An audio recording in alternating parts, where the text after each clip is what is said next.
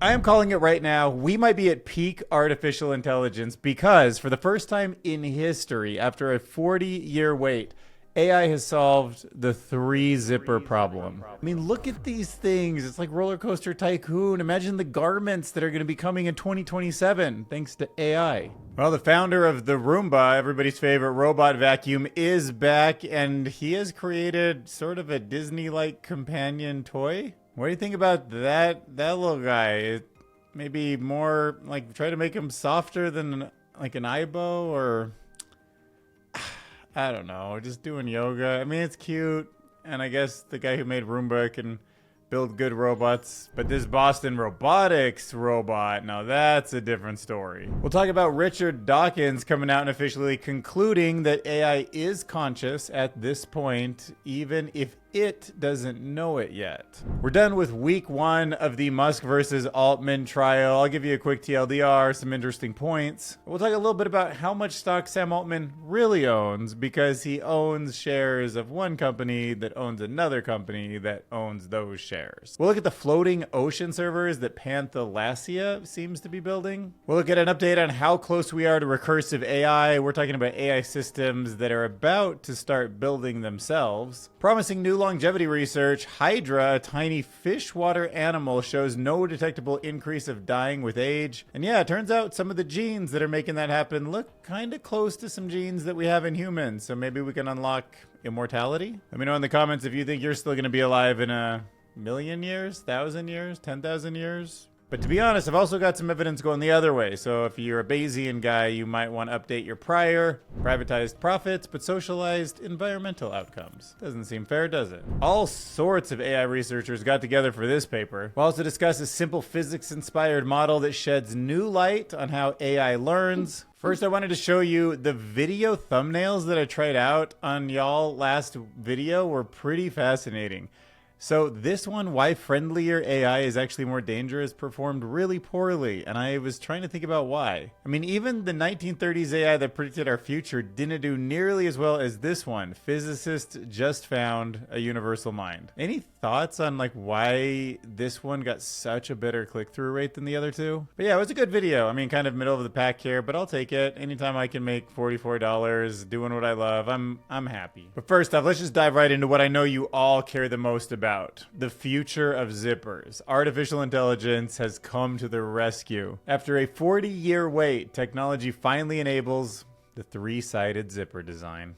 I mean, you gotta admit, they're just beautiful. The new Y zipper will appear to shapeshift in the real world when unzipped. It's incredible. Can you imagine the pants connected to the shirt, connected to the undershirt or underwear? Who knows what people are going to zip together with this? The future could be anything we want it. But the reality is this weird three-sided zipper might matter more to AI robots than to clothing. So first glance, MIT's new Y zipper might just look like a smarter zipper. But the real story is what it solves for AI systems in the physical world. So most robots today are trapped between two bad options. Rigid bodies are strong, but they're clumsy. Soft bodies are flexible, but then they're kind of weak. This design lets robots switch between both states in seconds. Now, the idea actually came from a failed 1985 invention that sat untouched for almost 40 years. And now new, modern 3D printing and artificial intelligence have come together to finally make it practical. When the Y zipper is open, it behaves like a soft limb or a tentacle. When zipped shut, those same parts might become rigid structures. And MIT already tested it on robot legs that could change height and shape depending on the terrain. So yeah, it's not just a zipper. I mean, it's a zipper,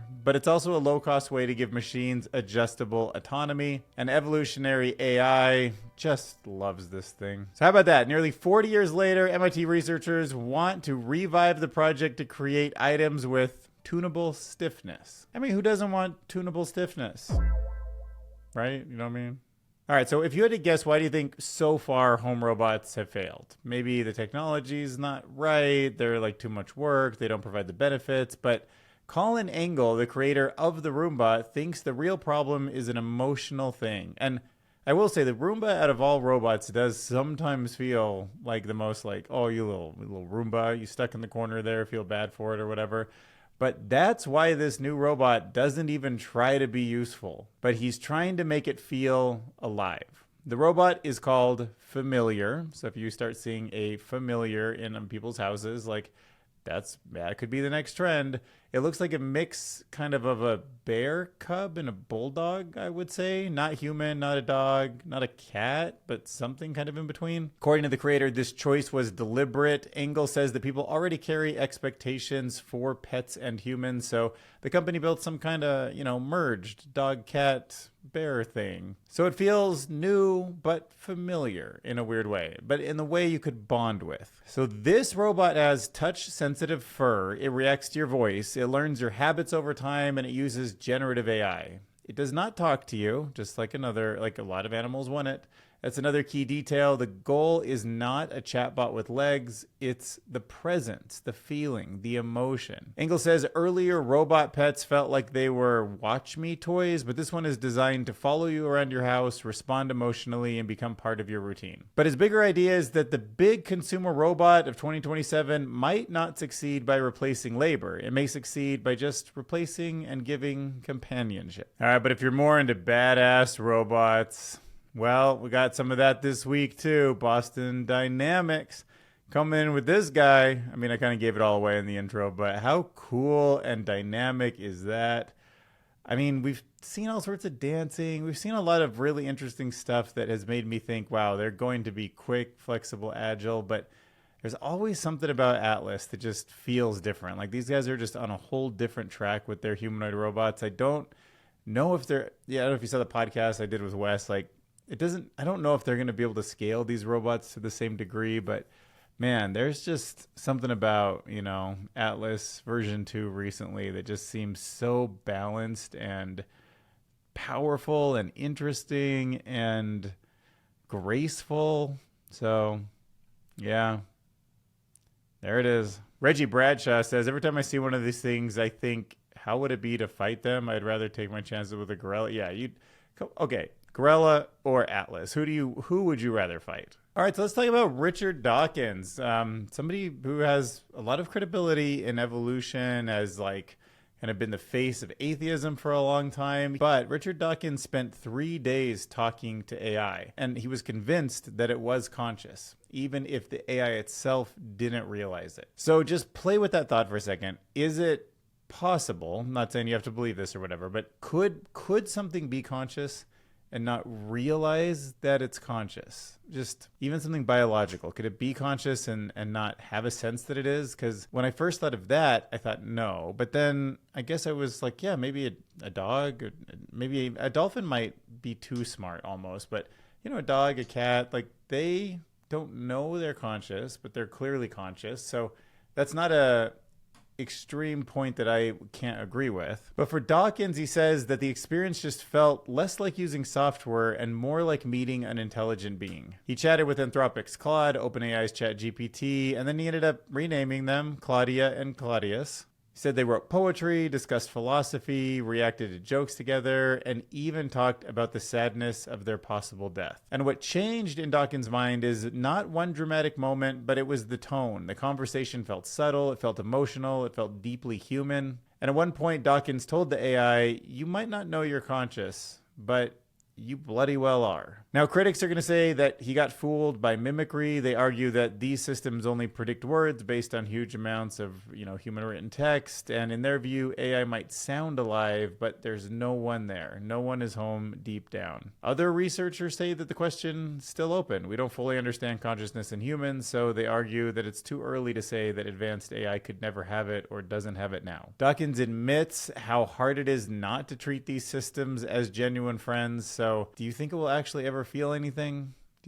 Will you feel something towards it, thinking it might? All right, next up, let's talk about Elon Musk, Sam Altman, duking it out in court. You can think about it less like a normal corporate lawsuit and more like a Silicon Valley season finale where everyone brought receipts, diaries, leaked text, betrayal arcs, nonprofit philosophy, and existential AI panic. It is one for the ages, I'll tell you that. Musk says OpenAI betrayed its original mission as a nonprofit to protect humanity from dangerous this AI. Altman and Brockman turned it into an empire-making machine tied to Microsoft. OpenAI says, nope, Elon just got mad because he lost influence and he wanted to do all of this and have all of this success. He's just mad OpenAI succeeded without him, and it's evident because he's out there doing it, the same thing. So this week, we did get some insiders testifying, so that was interesting. We got ugly internal messages, we got credibility battles, and we got everyone accusing everyone else of deception. So it's more like family intervention with, $1 billion AI weapon at stake. So former OpenAI CTO Maria Murati testified that Altman did create distrust.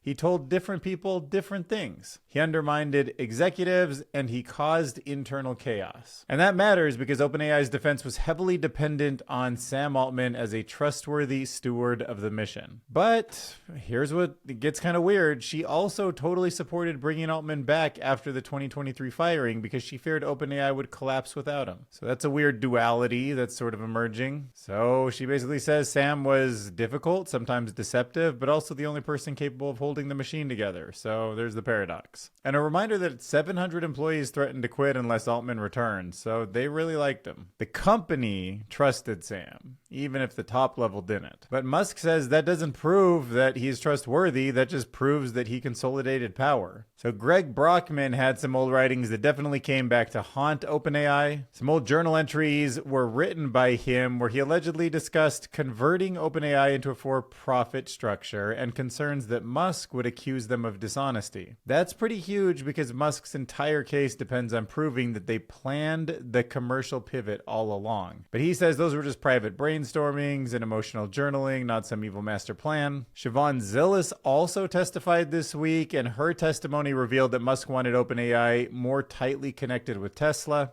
Musk tried recruiting Altman into Tesla's AI effort, and Musk was strategically obsessed with competing against DeepMind. And on a side note, it's really interesting too, because I'm reading the DeepMind sort of biography, The Infinity Machine, and yeah, there's something about Larry Page and Google acquiring them, and that really just pissed off Elon. Like Elon really kind of wanted DeepMind too, and like they all saw this coming, but to me, the real battle here sort of feels like it might be Google Tesla, but it's more just like Larry Page and Elon Musk. But anyways, I know that's not what this battle's about, but there's definitely something there where they're like uncomfortable with each other. But yeah, former board members like torched Altman's leadership style, culture of deceit, lack of oversight, safety concerns being sidelined everywhere. But yeah, can an AI company stay mission-driven once billions of dollars entered the room? That's the ghost that's haunting this entire case, and I think we're gonna find out that money won, sadly, but we'll see. It's not over yet.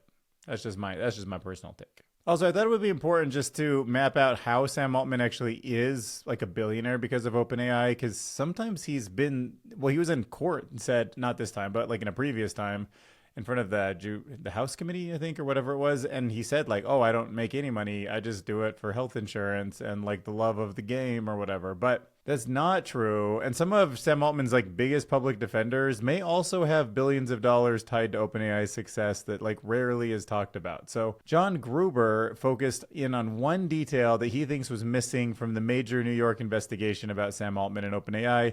The issue is Y Combinator's financial stake in OpenAI. So remember, Altman used to run Y Combinator, the accelerators, like the groups of people that take small companies and kind of help launch them, but also take some equity. He became their full-time CEO. Now, Y Combinator was co-founded by Paul Graham, and he's quoted several times about Altman's character and leadership. But that guy's probably going to be a billionaire because of OpenAI too. I mean, he's probably already a billionaire, but even more billions. So Gruber points out that Graham never clearly says that Altman is trustworthy. Instead, Graham mostly says Altman was not pushed out of Y Combinator and could have stayed if he wanted to. Then Gruber points to something bigger. Y Combinator helped seed OpenAI in 2016. That means that it owns part of the company. Gruber cites AI researcher Gary Marcus, who argued that Altman's claim of having, quote, no equity in OpenAI was only partially true because Altman owned a stake in Y Combinator, which itself owned OpenAI shares. So according to Gruber's reporting, Y Combinator owns about 0.6% of OpenAI. And at OpenAI's reported valuation of $852 billion, that stake could be worth more than $5 billion. So Gruber's main point is that if someone publicly defends Sam Altman while holding a huge financial stake in that it should just be something that the court and the readers know about, if nothing else. I mean, it doesn't mean you might still not have that opinion just genuinely, but also, like, there's a lot of money tied. You know, what's a billion here, a billion there? All right, next up, let's switch topics over here to pathalasia. This is pretty interesting stuff. Now, I'm normally not the kind of guy that just wants to be like, oh, cool idea, got a ton of investment. It's just, that's not interesting enough for me. I'll kind of wait until it sort of gets out there. But you know, Peter Thiel dropping 140 million into this company makes it's just it's a very interesting concept. So it's just worth talking about. But wave energy, like just bobbing up and down on the ocean, is an interesting, powerful, seems like almost infinite way to get electricity. I mean, we have windmills that just pick up the wind, and ocean that like pushes back and forth, all sorts of things. So yeah, why not? And the ocean's really cold. It seems like that's a pretty good place to disperse heat. Now, of course, there's a whole ecosystem in the ocean that there's not in space. So space is way colder, and it's closer to the solar power of the sun. So, you know, when you think about space versus ocean, I do think space is better in the sense that, you know, all those things, but also harder to get into space. But anyways, the idea is that these big balls of like floating servers could just be floating as nodes in the ocean. They generate the electricity to power the servers directly from the waves. The energy never comes back to land. It just goes to the AI chips that are sitting on board those floating, like bouncing things. And then because it's out in the ocean and there's no way to get the processed data off the chip, it goes up to space to satellites in low Earth orbit. It's kind of like maybe Elon Musk should be thinking about this too. Like if you already have Starlink and you already have servers up in space, and now you put more servers down on Earth to kind of go back and forth, then it's just a good way to go about it. Like pathalasia is basically moving the computer to the power source instead of moving the power source to the computer. The ocean itself is the cooling system. The ocean itself is the power system. And yeah, the company has this argument that there's only 3 massive untapped energy sources left on Earth: solar, nuclear, and the open ocean. And their next generation of ocean nodes is planned for deployment this year. Anyways, let's go to another article about AI systems that are about to start building themselves, because that kind of leads right into what I was saying. All right, so he basically argues that fully automated AI research may arrive by the end of 2028. So we're not that far from it. What that would mean is that AI systems could help build their own successors with little or no human work. I think this is definitely coming. I think when Anthropic really just drilled in on coding and didn't play around with like Sora or any like side quests and freaked everybody out, it's because that's what's about to happen. Like Anthropic's closer to having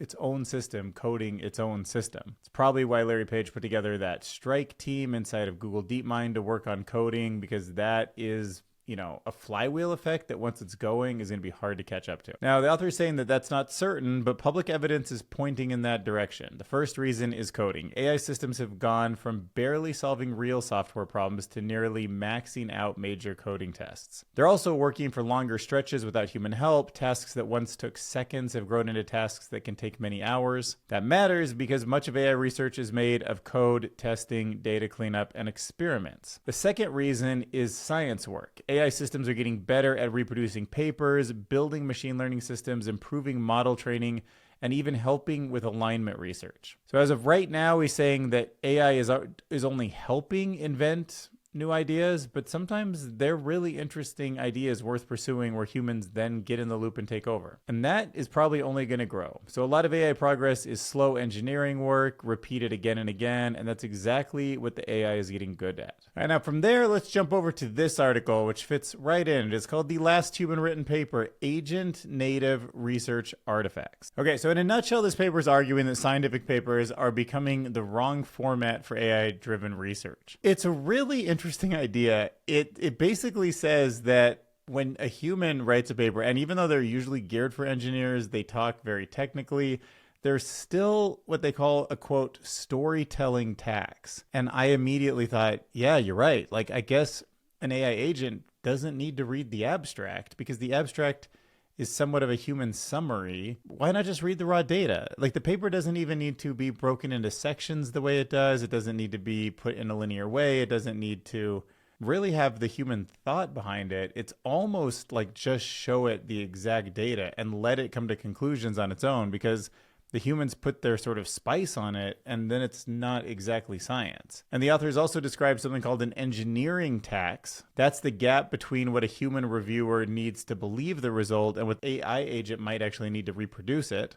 Think about it. A research paper, as technical as it is a kind of a compressed story. Researchers spend months testing an idea. They might fail, they might change direction, and then they discover some small engineering trick. And then the final paper only shows the clean success path. And so this paper is calling that loss the story tax. Important key details like the hyperparameters, failed experiments, and implementation decisions never get written down. So they're proposing a replacement system called an Agent Native Research Artifact, or an ARA. And instead of one narrative PDF, research becomes a structured package built for AI agents to operate directly on. It has 4 layers. One layer explores scientific logic, another contains executable code and exact configurations. A third perspective is for the full research path, including dead ends and abandoned ideas. And then the last stores the raw evidence behind every claim. Now, the goal is to make research reproducible, searchable, and extendable by AI systems. That's pretty interesting. Like the scientific method, the idea of citing papers. Yeah, maybe that whole thing, as good as it's been, needs to be redeveloped for agents. The bigger idea is that future research may work more like software development, where knowledge is versioned, forked, merged, and continuously improved instead of frozen into static papers. Just another freaking multiplier on this whole thing. All right, next up, let's switch gears and talk about immortality. So scientists want to copy anti-aging genes from a nearly immortal pond animal and test them in creatures that die in just 10 days. And this might lead to the beginning of us living forever. So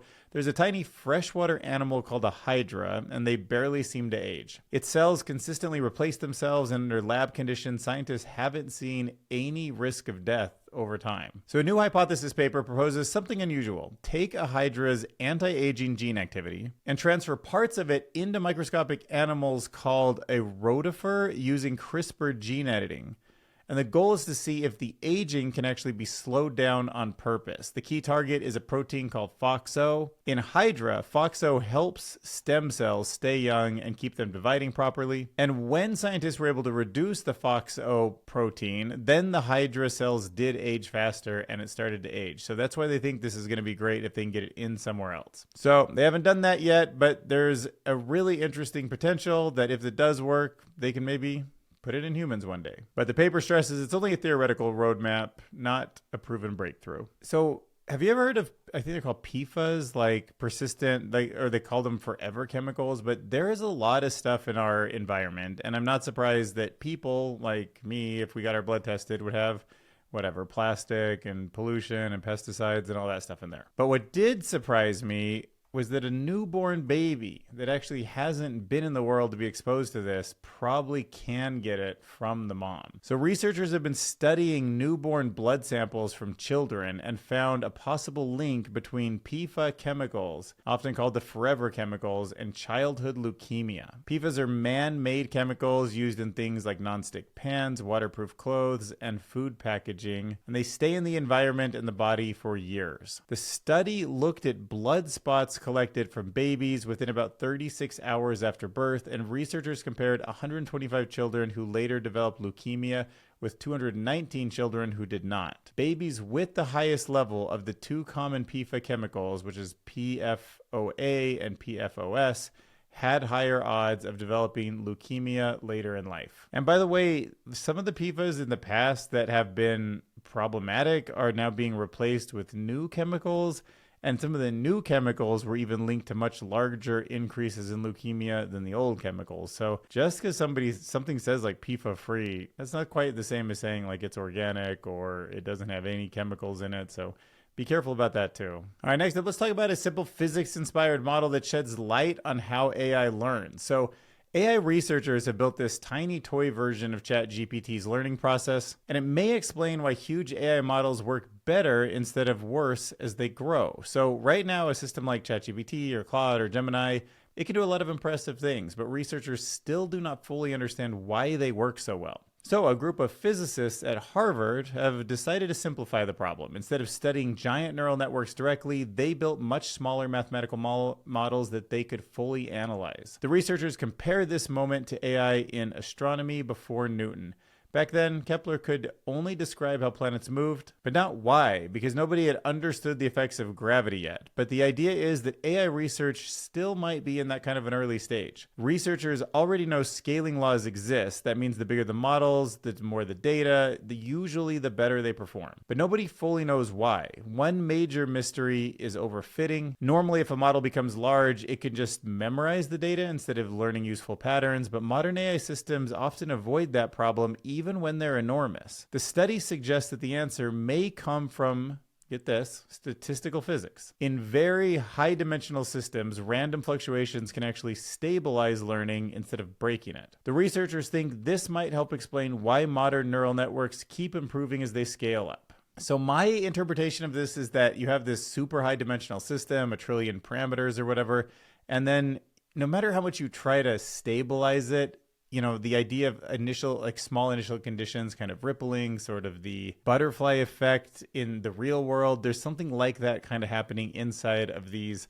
trillion parameters where you might just keep feeding it some kind of structured data, but at 1 trillion parameters, the tiniest little tweak to backpropagation might make to like a single neuron changes the arrangement of so many others that it acts almost like a random fluctuation that can kind of stabilize it and give it some uniqueness. So pretty wild stuff. All right, and finally, let's talk about Born Chaotic, how the brain prunes memory wiring into shape after birth. Listen, I know why you like this channel, because sometimes we learn about ourselves and the psychology of how this stuff works, and the discoveries that AI and all sorts of other science is finding is just infinitely fascinating. That's what I get curious about. And the idea of pruning something into existence has just been something that's kept me very curious this week. What if your memory system, my memory system, started out as this messy, loud, unstable thing that didn't have any rhyme or reason, and it felt almost uniformly messy, or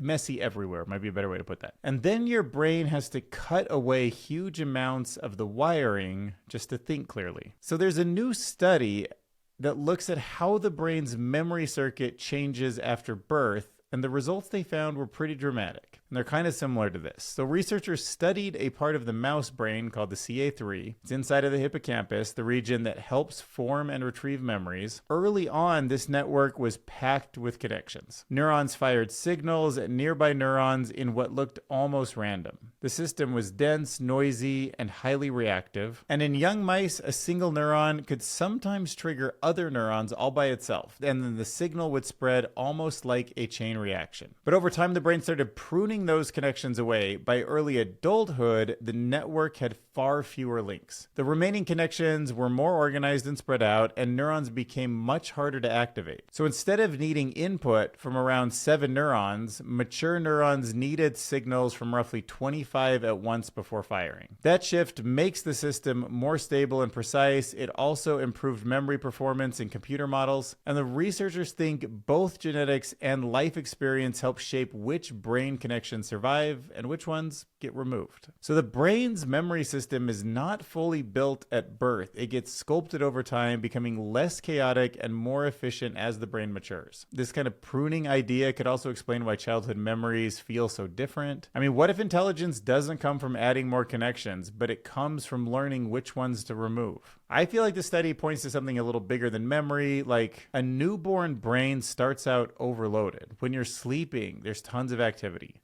Neurons connect everywhere, signals spread easily, and the whole system is highly reactive. Then the brain begins pruning. It cuts connections away, not randomly, but selectively. That raises a strange question about consciousness. Maybe awareness is not created by maximum activity, but it appears when the brain learns the proper restraint. I got my videos over here. I've got some collabs I've done with Wes, some shorts. I even do posts sometimes in case you guys are interested in kind of doing some brainstorming as a group. Like I just asked, is a $1 trillion compensation package reasonable for moving 1 million people to Mars? And yeah, the slight majority of you say, sure, $1 trillion, 1 million people on Mars, worth it. You guys were way big on this one. Do you think OpenAI should buy Snapchat? You're like, no. You think Magneto could beat Darth Vader? So there you go. Like, subscribe, comment.